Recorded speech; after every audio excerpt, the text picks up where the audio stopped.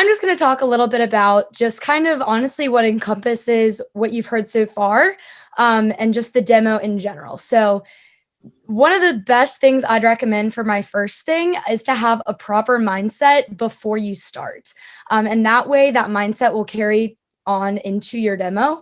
You need to make sure you're not tired, you're fed, hydrated, and you're just in the right headspace to focus on what you're doing in that moment. If you have anything going on, outside of your job, that just needs to be wiped away and you're focusing on this demo and this person that you're about to give the demo to. Another thing that goes along with that mindset and energy is being able to know that your customer's feeding off of whatever energy you're giving off the entire time. So that includes, the tone of voice you use, the wording you use, the inflection in your voice. You need to make sure that as you're speaking, you are staying engaging and not just sounding like you're reading from the script. Read from the script, but don't make it sound like you're reading from the script. If you are confident in the product, I can assure you the customer will be confident in not only the product as well, but in you, because it sounds like you know what you're talking about, because you do. The second thing I'd say, I just wanted to kind of talk about how to sell sets during demos. Any sale is important. Every sale counts, even, a trimmer.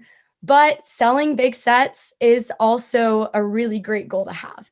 I'd say the main advice I have, speaking from my experience, is to never count someone out and assume that they will not purchase a set. I had kind of a trouble with that at first because when I started out with some friends' parents, I had it in my head like, oh, they're not going to buy these sets, they're expensive. And so I would want to maybe go through that section a little more quickly. And then I had a sale where one of my family friends actually ended up buying a signature. And I was like, whoa, I did not see that coming. So from then on out, I made sure to spend plenty of time going in depth and explaining the sets. And you just have to focus on the value. I know the price can look kind of intimidating sometimes, but if you really break it down, explain to the customer the value of our product and why so many people purchase it, regardless of their, household income, it really does make sense to them why they would choose to invest in Cutco. Also, just make sure to focus on how unique our product is, the forever guarantee, our payment plan options. We're willing to work with people because we know that, it can be tough for some families to make that investment, but just focus on the value. And I think that you'll see some really great results from that. Also, another great thing to do is ask them if they see themselves using the pieces in the set, because a lot of times they'll kind of focus on the individual ones and they'll realize that they actually would use all of the pieces in the set. So why not save the money by buying the set and saving space by having it all in one place? There are a lot of really great, benefits to actually purchasing the set. Then the third thing I'll say that is a really big part of the demos that some people can overlook are the recommendations.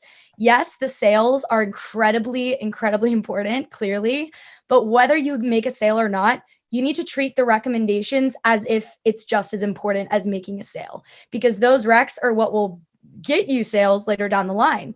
Recommendations really are just a snowball effect, because yes, you may go down that list that, Mike was just saying and get through all your people, but what if you had all this momentum and then all of a sudden you don't have anyone else to reach out to? So you need to start right now with recommendations and treat that almost as, just as important as actually making the sale. And then just to wrap it up, always make sure to finish your demo strong. Whether you make a sale or not, you want to feel good about the interaction you had with that customer, and make sure that, the good energy is reciprocated. Ask, what they enjoyed about your demo. Maybe even ask, what do you think I can improve upon for the next time? I know especially people who are in sales that I did demos to love to give me feedback. So just, create that closing rapport as Bronze was talking about, so that you yourself can be confident about every single demo. Allison, fantastic. I think Andrew let's give a round of applause and Esperanza too. Sorry, we didn't give you a round of applause, but I'll tell you what, you could tell again, Allison's energy and Andrew mentioned like conversational tone. It comes across through Zoom. Sometimes people tell me something along the lines of like, well, I'm just not myself on Zoom. It's just like, get over it. Just talk to the screen, right? If you're going to pay me whatever, I'll be myself. Get me in a jar of Vaseline or something like that. And that was a crazy analogy, but you get the point, right? Throw me in a jar of pickles and I'll be a charming person, right?